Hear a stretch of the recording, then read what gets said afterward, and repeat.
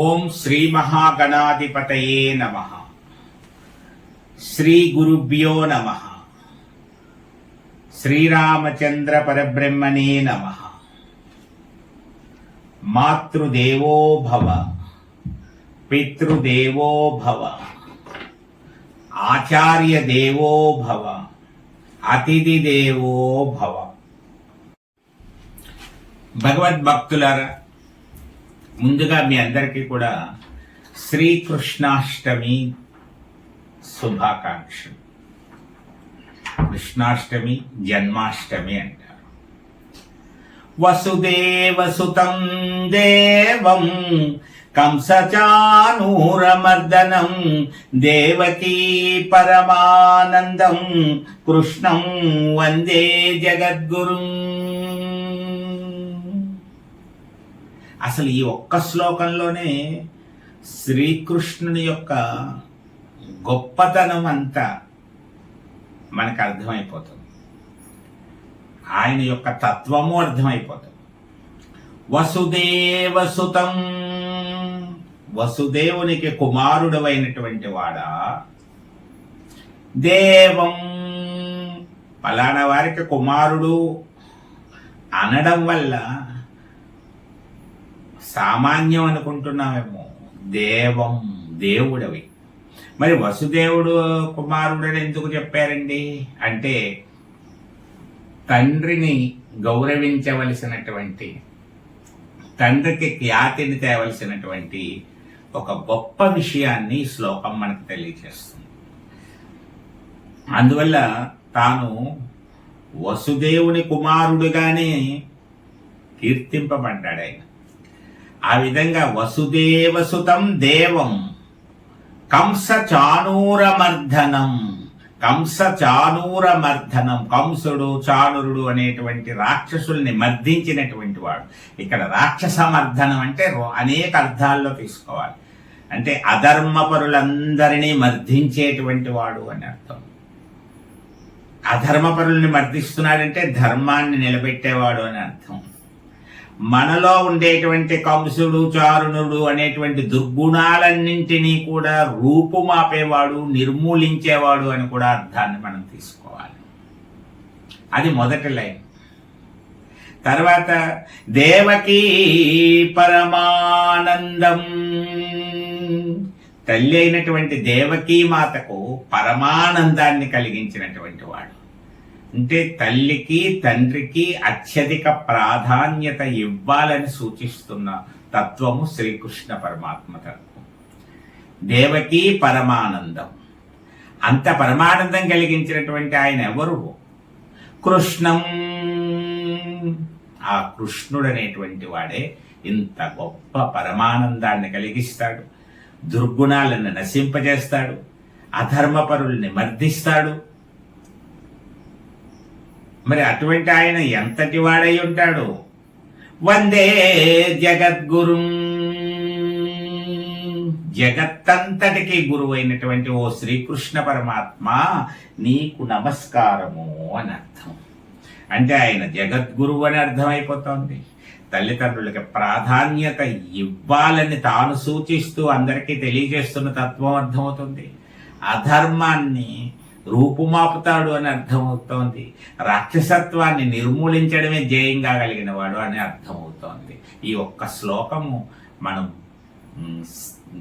నేర్చుకుంటే చాలు శ్రీకృష్ణ భగవానుడి యొక్క అనుగ్రహాన్ని పొందగలుగుతాం. సరే, మనం రోజుకొక శ్లోకం, అందరం భగవద్గీత నేర్చుకుందాం. రోజుకో శ్లోకం గురించి తెలుసుకుందాం. ఏదో నేర్చేసుకోవడం కాకుండా దాని అర్థం తెలుసుకుంటూ వెళ్ళాలి. మరి ఇదొక సాధన. అంటే మొదటి అధ్యాయం పూర్తవ్వగానే ఆ అధ్యాయాన్ని నేర్చుకున్నటువంటి వాళ్ళందరితోటి కూడా ఒక సామూహికంగా కనీసం 108 మందితో అనేటువంటి ఒక భావన ఉంది. అందరం కలిసి ఈ శ్లోకాలన్నీ కూడా అక్కడ పారాయణ చేయడం జరుగుతుంది, పుస్తకము లేకుండా. ఆ వివరాలన్నీ చెప్తాను. ముందు కార్యక్రమంలోకి వెళ్ళిపోదాం. తక్కువ సమయంలోనే మీకు అందించేటువంటి ఒక ప్రయత్నం ఉంది కదా. మరి ముందుగా మనం 4 శ్లోకాలు నేర్చుకున్నాం. ఆ 4టిని ఒకసారి ధారణ చేసుకుందాం, గుర్తు చేసుకుందాం, అందరం కలిసి అనుకుందాం. ధృతరాష్ట్ర ఉవాచ ధర్మక్షేత్రే కురుక్షేత్రే సమవేతాయుయుత్సవః మామకాః పాండవాశ్చైవ కిమకుర్వత సంజయ. సంజయ ఉవాచ దృష్ట్వా తు పాండవానీకం వ్యూఢం దుర్యోధనస్తదా ఆచార్యముపసంగమ్య రాజా వచనమబ్రవీత్. 3వ శ్లోకంలోకి వస్తున్నాం. పశ్యైతాం పాండుపుత్రాణామాచార్య మహతీం చమూం వ్యూఢాం ద్రుపదపుత్రేణ తవ శిష్యేన ధీమతా. అక్కడికి 3 శ్లోకాలయ్యాయి. 4వది మొదట వచ్చినట్టుగా, రెండోది కొంచెం అటు ఇటుగా ఉంటుంది. ఎందువల్ల 4 నేర్చుకునేటప్పుడు మొదటి దానికి ఎక్కువ శిక్షణ జరిగింది, దానికంటే కొంచెం తక్కువ శిక్షణ రెండవది, దానికంటే తక్కువది 3వది, దానికంటే బాగా తక్కువది 4వది. అందువల్ల 4వది ఇంకో 2-3 సార్లు ఇంకో 2 శ్లోకాలు వెళ్తే కానీ మనకి బాగా అవ్వదు. అత్ర శూరా మహేశ్వాస భీమార్జున సమాయుధి. అత్ర శూరా మహేశ్వాస భీమార్జున సమాయుధి యుయుధానో విరాటస్య ద్రుపదస్య మహారథః. యుయుధానో విరాటస్య ద్రుపదస్య మహారథః. ఇంతవరకు మనం నేర్చుకున్నాం. ఈరోజు ఇప్పుడు 5వ శ్లోకంలోకి వస్తున్నాం. ఈ 5, 6 శ్లోకాలు కూడా వీరులను వర్ణిస్తున్నాడు దుర్యోధనుడు. అంటే అటువైపు ఎలాంటి వాళ్ళు ఉన్నారో వాళ్ళ శక్తియుక్తులు ఏంటో గుర్తు చేస్తున్నాడు. కాబట్టి దానికి అనుగుణంగా నువ్వు ప్లాన్ వేసుకోవాలి గురువర్యా అంటూ ద్రోణాచార్యులకి ఆ యుద్ధ వ్యూహం, పాండవులు పన్నిన వ్యూహాన్ని, అందులో ఉన్న వీరుల్ని ఒకసారి గుర్తు చేస్తున్నాడు. అందులో భాగంగా ఈవేళ 5వ శ్లోకం మొదటి లైన్ ఒకసారి చూద్దాం. ఇవన్నీ పేర్లే, కొంచెం జాగ్రత్తగా మనం ఆ పేర్లన్నీ ప్రాక్టీస్ చేసేటప్పుడు మనల్ని ఒక పరీక్ష పెట్టడానికి ఏమవుతాయంటే కొన్ని శ్లోకాలు కొంచెం కఠినంగా ఉన్నట్టు, కష్టంగా ఉన్నట్టు అనిపిస్తాయి, కానీ చాలా శ్లోకాలు చాలా సులువుగానే ఉంటాయి. కాబట్టి మనం ఏమి కంగారు పడకుండా కొంచెం ఎక్కువ ఉన్నవి కాస్త గట్టిగా నలగకుండా ఉన్నదాన్ని మిక్సీలో ఇంకోసారి ఎక్కువ రుబ్బుతాం కదా, గ్రైండర్ ఎక్కువ పెడతాం కదా, అలాగే ఇవి కూడా పెట్టాలి. ఇప్పుడు కొంతమంది పేర్లు చూద్దాం. దృష్టకేతుశ్చేకితానః, దృష్టకేతుశ్చేకితానః, దృష్టకేతుశ్చేకితానః. అంతకుముందు భీముడు, అర్జునుడు, అత్రశూర మహేశ్వాస భీమార్జున సమాయుధి యుయుధానో విరాటస్య ద్రుపదస్య మహారథః అని విరాటుడు, ద్రుపదుడు, భీముడు, అర్జునుడు వీళ్ళందరినీ పరిచయం చేస్తూ ఇప్పుడు కొత్తగా ఏం చెప్తున్నాడు? దృష్టకేతుశ్చేకితానః, దృష్టకేతుశ్చేకితానః కాశీరాజశ్చ వీర్యవాన్. దృష్టకేతు, చేకితాన్, కాశీరాజు, ఇలా వీర్యవాన్, వీరులు ఎంతమంది ఉన్నారో ఆ పాండవ సైన్యంలో ఉన్న వాళ్ళు చెప్తున్నాడు. మొదటి లైన్ ఇది, దృష్టకేతుశ్చేకితానః కాశీరాజశ్చ వీర్యవాన్, దృష్టకేతుశ్చేకితానః కాశీరాజశ్చ వీర్యవాన్. పురుజిత్ కుంతీ భోజశ్చ, పురుజిత్ కుంతీ భోజశ్చ సైభ్యత్య నరపుంగవః.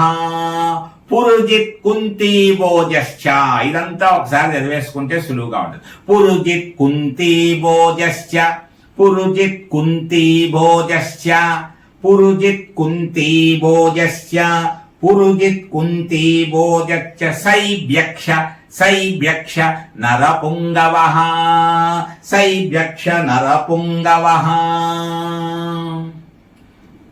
ఇప్పుడు మరలా ఒకసారి చూద్దాం.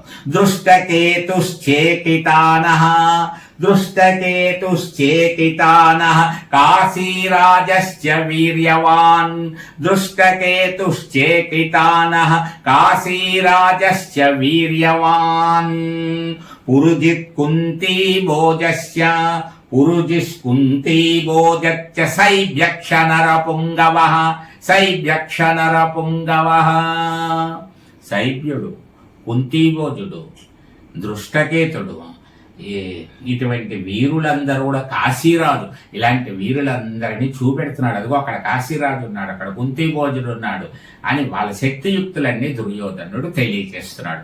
ఇది ఈవేళ మనం నేర్చుకున్నటువంటి శ్లోకం అయితే మీకు ఒక ముఖ్యమైనటువంటి విషయం చెప్పాలి. ఏమిటది అంటే, కృష్ణాష్టమి సందర్భంగా మీ అందరికీ ఒక మంచి విషయం. గీతాభవనము, అందరూ ఒక్కసారి గీతాభవనంలోకి వెళ్ళాలిట. 3 అంతస్తులతో ఉంటుంది గీతాభవనం. పై అంతస్తులు 3 ఉంటాయి. ఓ పునాది కావాలి కదా ఆ అంతస్తులు కట్టడానికి. ఆ పునాది అర్జున విషాదయోగం అనే మొదటి అధ్యాయమే పునాది. అర్జునుడికి ఆ విషాదం రావడం వల్లే కదా ఇదంతా వచ్చింది. అర్జునుడే యుద్ధం చేయడం మొదలెట్టేశాడు అనుకోండి, ఇంకేమీ లేదు భగవద్గీత. అందువల్ల విషాదం కారణంగా వచ్చింది. మనం అందరం విషాదంలో అనేక రకాల దుఃఖాలు ఉన్నాయి, అవన్నీ పోగొట్టుకోవడానికే భగవద్గీత. కాబట్టి ఆ అర్జున విషాదం అనే పునాది మీద 3 అంతస్తుల భవనము గీతాభవనం.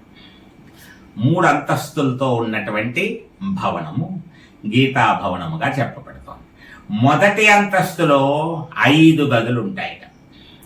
5 అధ్యాయాలు అని అర్థం. ఇక్కడ 5 గదుల్లోకి వెళ్ళొచ్చు.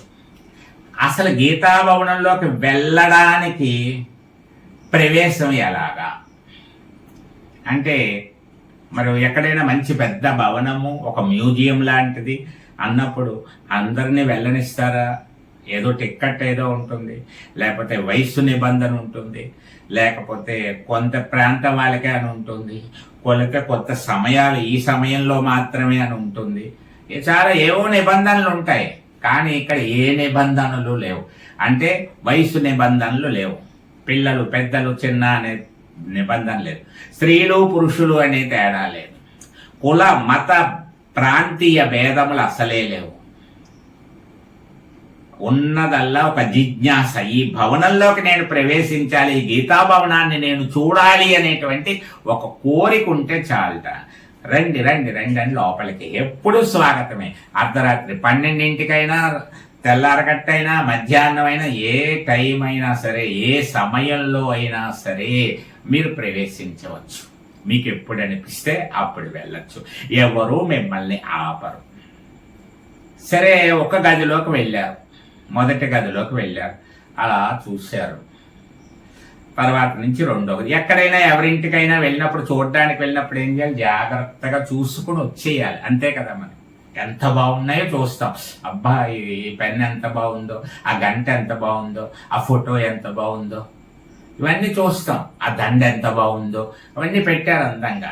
గాజు గదుల్లో పెట్టినట్టుగా పెడతారు, తలుపులు వేస్తుంటాయి, మనం చూస్తూ ఉంటాం. ఒక్కొక్కరు మనుషులు కూడా ఉంటారు, ఏం ముట్టుకోకండి అమ్మా, బోర్డులు కూడా ఉంటాయి, డోంట్ టచ్ ఇట్ అని, టచ్ చేయొద్దు అని చెప్పేసి, తాకరాదు అని ఉంటుంది రెడీగా. అందువల్ల అన్ని చూసి బాగున్నాయి అనుకుని మనసులో అనుకుంటే, అబ్బాయి ఎంత బాగున్నాయో అనుకుని వచ్చేయాలంతే. ఎక్కడైనా జరిగేది అదే. కానీ గీతాభవనంలో ఉన్న ప్రత్యేకత ఏంటంటే, మీకు ఏది నచ్చితే దానిని తీసుకెళ్ళిపోవచ్చు. మీరు ముట్టుకోవచ్చు, పట్టుకుని చూసుకోవచ్చు, కాసేపు ఆగచ్చు. ఎవరు వెళ్ళిపోమంటారు, ముందుకు జరగండి అంటారు. మీరు ఎంతసేపు ఎక్కడ ఆగాలంటే అక్కడ ఆగిపోవచ్చు, ఒక గదిలోనే ఉండిపోతానంటే ఉండిపోవచ్చు, మీ ఇష్టం. అలా తిరిగి మొదటి అంతస్తు అంతా పూర్తి చేసుకుని 2వ అంతస్తులోకి వెళ్తే అక్కడ 6 అధ్యాయాలు ఉంటాయి మళ్ళీ. అంటే 6 గదులు, 6 గదులకు సంబంధించిన అధ్యాయాలన్నీ అందులో ఉంటాయి. ఆ 6 గదుల్లో కూడా ఇలాగే తిరగచ్చు. 3వ అంతస్తులో మరొక 6 గదులు ఉంటాయి, 6 గదుల్లో కూడా అలాగే తిరగచ్చు. మీకు నచ్చినవన్నీ కూడా అవసరమైతే మీకు ఏవి నచ్చితే అవి కొన్ని ఇలా జేబులో పెట్టేసుకోవచ్చు, కొన్ని ఇలా ఆ చెంగలో ఈ చెంగలో పెట్టే చేతులతో పట్టేసుకోవచ్చు, ఏమైనా సంచి లాంటిది పట్టుకెళ్తే సంచిలో పెట్టేసి తెచ్చేసుకోవచ్చు. ఇక్కడ అన్ని మనస్సులో పెట్టేసుకోవడం అని, మీకు నచ్చినవన్నీ మనస్సుతో తీసేసుకోవడం, మనసులో పెట్టేసుకోవడం. ఏవి ఏ భాగం నచ్చితే ఆ భాగం తీసేసుకుని మీరేం చేయొచ్చు, వచ్చేయచ్చు. ఎంతో మంది గొప్ప గొప్ప సన్యాసులు, యోగులు, మేధావులు, శాస్త్రవేత్తలు ఈ గీతాభవనంలోకి నిరంతరం ప్రవేశిస్తూనే ఉన్నారు, వస్తూనే ఉన్నారు, కావలసినవి పట్టుకెళ్ళిపోతూనే ఉన్నారు. ఆ పట్టుకెళ్ళిన వాటితో అమితమైన ఆనందాన్ని పొందుతున్నటువంటి వాళ్ళు ఉన్నారు. మళ్ళీ మళ్ళీ వెళ్ళి ఈసారి ఇంకా కొన్ని తెచ్చుకోవాలనుకుంటున్న వాళ్ళు ఉన్నారు. 10 సార్లు వెళ్ళిన వాళ్ళు ఉన్నారు, 100 సార్లు వెళ్తున్న వాళ్ళు ఉన్నారు. వదిలిపెట్టకుండా ఖాళీ దొరికినప్పుడల్లా వెళ్తున్నటువంటి వాళ్ళు ఉన్నారు. ఎందుకంటే గీతను ఆశ్రయించి ఉంటాను అని చెప్పాడు ఆయన శ్రీకృష్ణ పరమాత్మ. కాబట్టి మీరు కూడా ఈ కృష్ణాష్టమి రోజున ఏమి నిర్ణయించుకుంటారు, మేము గీతాభవనంలోకి వెళ్తాము, 18 ఉన్నటువంటివి 17 గదులు 3 అంతస్తులు చూసేస్తాము అని చెప్పేసి అన్ని తిరుగుతాము, నచ్చినవి తీసుకుంటాం. నచ్చినవి తీసుకోవాలంటే చూడాలిగా ముందు ఒకసారి. కాబట్టి మొత్తం అంతా వినండి, గీత ఒకసారి ఏముందో వినండి. అప్పుడు ఇందులో ఏం కావాలో ఆలోచించుకొని మనం అందరం తీసుకునే ప్రయత్నం చేద్దాం. బాగా నచ్చినవి గుర్తు పెట్టేసుకుంటారు మీరే, ఇది నేను ఎంచుకుంటాను, దీన్ని ఈ పాయింట్ నాకు నచ్చింది, ఈ శ్లోకం నాకు నచ్చింది, ఈ విధానం నాకు నచ్చింది, ఈ వాక్యం నాకు నచ్చింది, ఈ శ్లోకము నాకు నచ్చింది అని మీకు ఏదైనా వాటిని మీరు నిరభ్యంతరంగా తీసుకువెళ్ళచ్చు. మరి సమయం దాటిపోతుంది అనుకున్నటువంటి సమయము. మరి రేపటి రోజు భాగంలో మరలా ఇక్కడే మనం కలుసుకుని 6వ రోజు శ్లోకాన్ని గురించి చర్చించుకుందాం. సర్వే జనా సుఖినో భవంతు. శ్రీకృష్ణ పరమాత్మ కృపా కటాక్ష సిద్ధిరస్తు. హరే కృష్ణ కృష్ణ